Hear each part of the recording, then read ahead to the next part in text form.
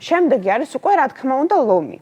ლომი ეს არის ცეცხლის სტიქის მკვეთრი წარმომადგენელი, რა თქმა უნდა მეფურია ძალიან სიყვარულში და როგორც უყვარს თვითონ ყურადღება, ამავდროულად ყურადღებას არ მოგაკლებთ. ანუ თუ ლომმა შეგიყვარათ, აი არ ვიცი, თქვენი ცხოვრება არის თეატრი.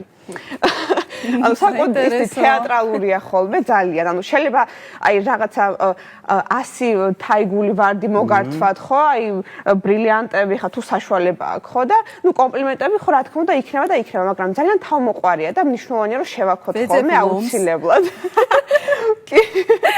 აუცილებელია რომ დააფასოთ, ოღონდ და შეაქოთ. აუცილებელია რომ გრძნობდეს რომ თქვენ მას აფასებთ, ხო? და ის არის ერთადერთი.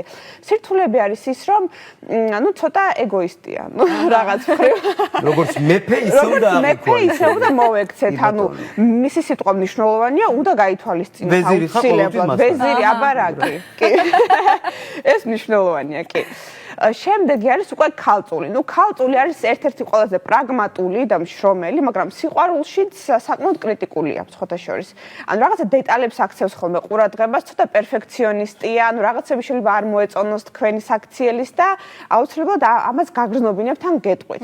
მაგრამ ქალწული როგორია? ანუ საკმაოდ მზრუნველია სხვათა შორის პარტნიორის მიმართ, მაგრამ როგორია? აი მაგალითად იცის რომ შეხვედრაზე გაგვიანდება და თვითონ შეიძლება დააგვიანდეს, მაგრამ შენ მიგიყვანს. ანუ გადაანაწილებს თავის დროს ისე რომ შენ იყო მის გვერდით კომფორტულად, ანუ საკმაოდ მზრუნველია. რაღაცებს შეგახსენებს მაგალითად, ანუ არის იდეალური პარტნიორი საქმიანი ხალხისთვის, ხო? ანუ ფაქტობრივად ბიზნეს პარტნიორია თქვენი. შეიძლება ასე ითქვას.